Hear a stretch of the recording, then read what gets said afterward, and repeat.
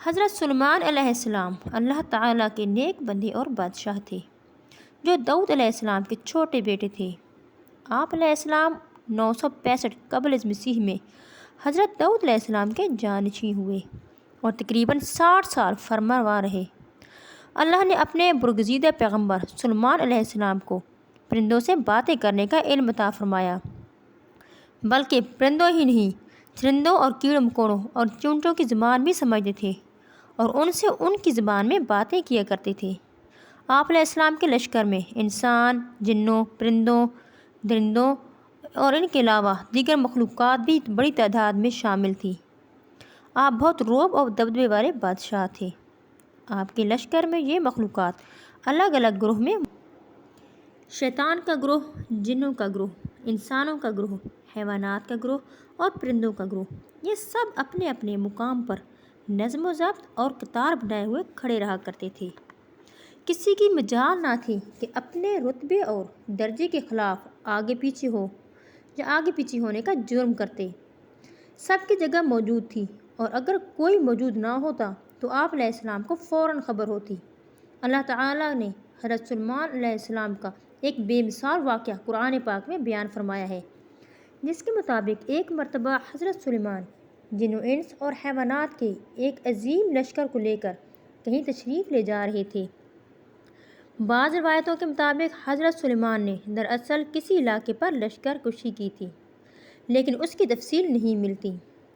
لشکر سلیمانی پورے رعب اور دبدبے کے ساتھ صحراؤں اور پہاڑوں کو پار کرتے ہوئے، دریاؤں کو عبور کرتے ہوئے ایک وادی سے گزرا۔ یہ وادی نملہ یعنی کہ چونٹیوں کی وادی کہلاتی تھی، جہاں کی زمین اور پہاڑوں میں لاکھوں کروڑوں سوراخ تھے جن میں چونٹیاں رہتی تھیں۔ یہ وادی ستلان کے قریب تھی، اور بعض مفسرین کے مطابق یہ وادی ملک شام میں تھی۔ جب لشکر سلیمانی کا گزر اس وادی سے ہوا تو چونٹیوں کی ایک ملکہ تھی۔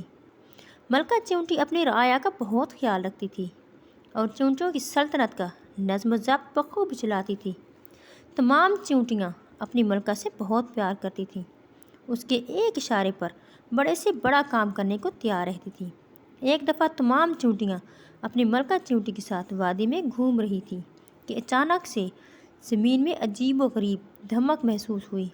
ملکہ چونٹی چونک کر رک گئی اور زمین سے آتی ہوئی آواز کو غور سے سننے لگی۔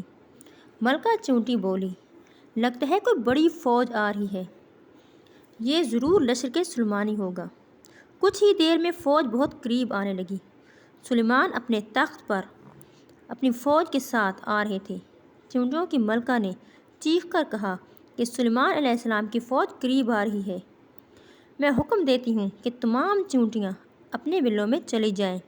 اگرچہ سلیمان علیہ السلام ہمیں نقصان پہنچانے نہیں آ رہے، مگر انہیں کیا معلوم کہ ہماری کثیر تعداد اس وادی میں ہے جو کہ زمین پر رینگ رہی ہے، لہٰذا کہیں لشکر ہمیں کچل نہ ڈالے۔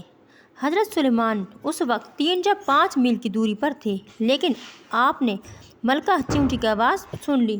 آپ علیہ السلام اس کی بات سن کر مسکرانے لگے اور ملکہ چونٹی کی سمجھداری اور اپنے رعایا کے خیال رکھنے پر اس کی تعریف کرتے ہوئے فرمایا کہ بے شک ایک بادشاہ کو اپنی رعایا کا اسی طرح سے خیال رکھنا چاہیے جس طرح یہ ملکہ چونٹی نے کیا۔